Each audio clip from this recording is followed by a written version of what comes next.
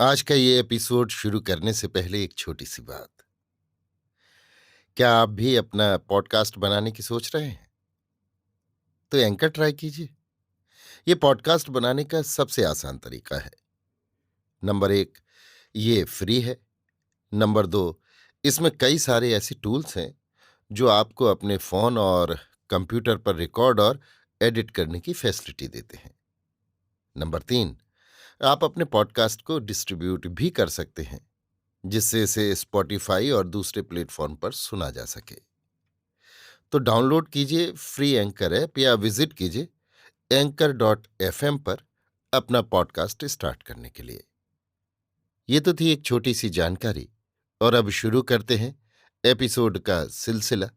तो आज के एपिसोड में लीजिए सुनिए सूर्यकांत त्रिपाठी निराला के लिखे उपन्यास प्रभावती का भाग 33, मेरी यानी समीर गोस्वामी की आवाज में। राजा महेश्वर सिंह दलमऊ पहुंचने के लिए रवाना हुए। उन्होंने सरदारों को रानी पद्मावती की पत्रिका दिखलाई। कहा कि सती रानी बराबर अपने हाथ से अपना चित्र खींचकर उन्हें पत्र लिखती थीं। सामयिक मनोभाव सामने मुकुर रखकर खींचे चित्र में पत्र की शब्दावली के साथ मिला देती थीं। ये पत्र किसी दूसरे का लिखा हुआ नहीं, नीच महेंद्रपाल को पकड़कर जल्द लालगढ़ लूटेंगे, इस प्रकार एक दो काज होंगे। महेंद्रपाल को महाराज अधिराज के सामने पकड़ ले जाने पर जो निष्कर भूमि पुरस्कार स्वरूप मिलेगी, वो सरदारों में बराबर बांट देंगे। अगर महेंद्रपाल भग गया तो भी उसे ये पता नहीं लगा होगा कि हम लालगढ़ के लिए रवाना हुए हैं। वो यही समझेगा कि संवाद पाकर हम दलमऊ के लिए ही कान्यकुब्ज से चले हैं। इसलिए वो लालगढ़ के कीमती सामान उठाना ले जाएगा। जो कुछ उसे लेना रहा होगा वो ले चुका होगा। इतना समझाने पर भी सरदारों ने आज्ञा के खिलाफ सलाह न दी। उन्होंने कहा कि राजाज्ञा को शिरोधार्य न करने पर अपराध पुरस्कार से गुरुतर होगा। पर राजा महेश्वर सिंह को अपनी लगी बुझानी थी। उन्होंने और भी कहा कि कहेंगे कि लालगढ़ में ही महेंद्रपाल को कैद किया है, पर फिर भी सरदारों की ताल न हुई। आखिर महेश्वर सिंह ने विशेषाधिकार का प्रयोग किया। सरदार और सेना विवश होकर साथ चली। रास्ते भर किसी तरह धैर्य रहा, पर ज्यों-ज्यों नजदीक होते गए और महेश्वर सिंह अधिक सतर्क करते गए और क्रमशः किले तक कहीं कुछ न मिला, त्यों-त्यों सरदार और सेना के तेवर बदले।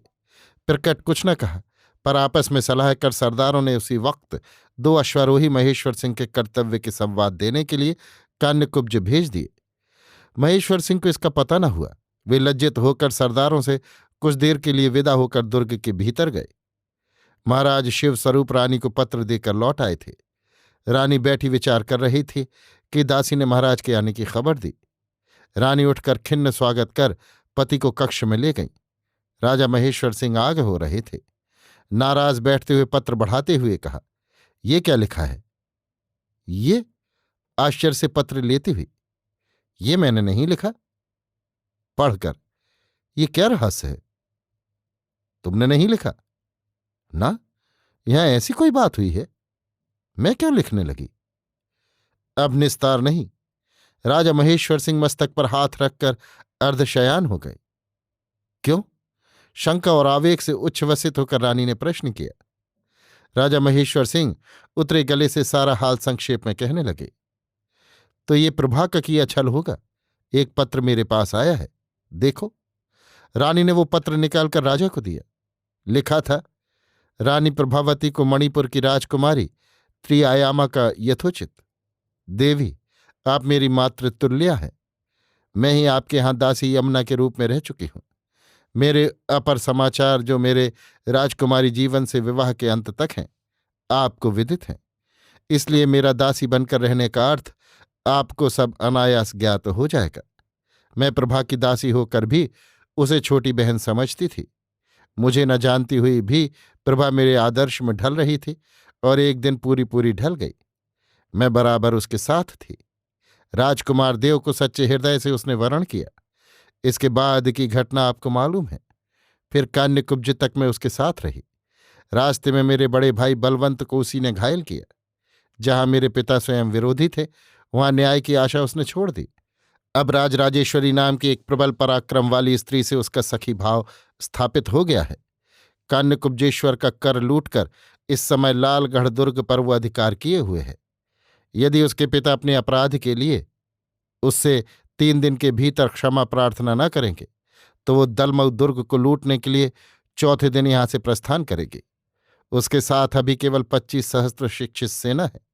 लूटा हुआ तथा लालगढ़ का कोष भी।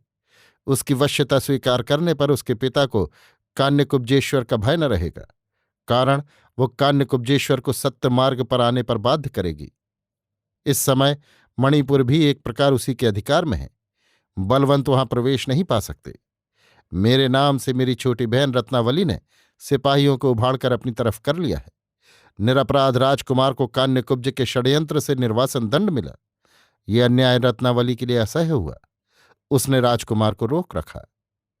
नमिता कन्या त्रियायामा। पढ़कर महेश्वर सिंह स्तब्ध रह गए। अत्यंत भय हुआ था। अब बचने का अंकुरोगा हुआ देख पड़ा। पत्नी से बोले, बड़ी भूल हुई। किस लिए? इसलिए कि सत्य छोड़कर असत्य पक्ष ग्रहण किया। अपनी कन्या उसके सुख का विचार न किया। रानी रोने लगी। कुछ देर तक दोनों मौन रहे। एक दासी ने आकर कहा कि सरदार किशुन सिंह मिलना चाहते हैं। सरदार किशुन सिंह कान्यकुब्ज से आए थे। राजा महेश्वर सिंह ने रानी से आने का संक्षिप्त वृत्तांत कहा।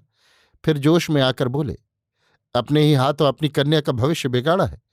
अब उन्हीं से क्षमा प्रार्थना भी करूंगा। रानी पद्मावती की सजल आंखों के भीतर से मर्म भरी बिजली झलक आई। बोली, अवश्य कीजिए। गिरे पिता को उठाने वाली पुत्री क्षमा करने के लिए ही तो आती है। राजा महेश्वर सिंह बाहर आए। सरदार क्रुद्ध खड़ा था। उसे देखकर महेश्वर सिंह बोले, अच्छा हुआ कि हम लोग यहां चले आए। वहां राजराजेश्वरी की 25 सहस्त्र सेना पड़ाव डाले हुए हैं। दुर्ग पर भी उसी का अधिकार है।